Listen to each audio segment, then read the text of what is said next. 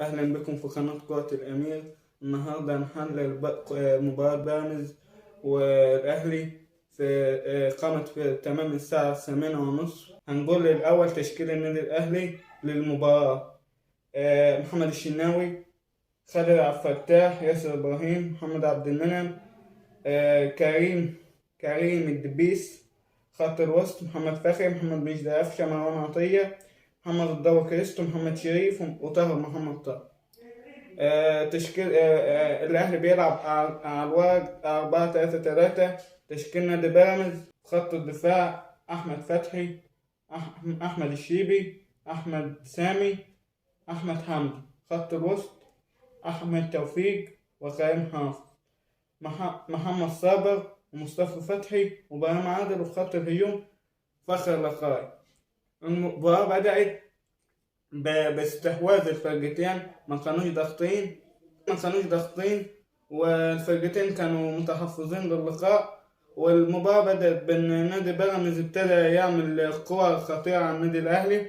النادي الأهلي بعد خلاص ما حسم الدوري في مباراة قبل مباراة حرس الحدود بعد التعادل الأخير 1-1.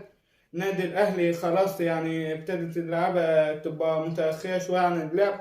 نادي بيراميدز كان ليه كذا كرة خطيرة في الشوط الأول عن طريق مصطفى فتحي وعن طريق إبراهيم عادل، ومحمد الشناوي قدر يتألق في واحدة وفي القائم جه فيه كورة وبيراميدز يسجل الهدف الأول عن طريق خطأ من محمد عبد المنعم، يسجل هدف ذاته في مرماه. الشوط الثاني بدأ النادي الأهلي يعمل هجمات ومنصور كولر يعمل تبديلات لدرجة إن دفع النادي الأهلي هجومين، وبيراميدز قدر يلعب عن طريق الهجمات المرتدة وقدر يحرز الهدف الثاني عن طريق فخر لقاي. وفي الدقيقة 91 سجل مصطفى فتحي الهدف الثالث لنادي بيراميدز، وثلاثية قاسية من نادي بيراميدز على النادي الأهلي وأول هزيمة لمنصور كولر في البطولات المحلية.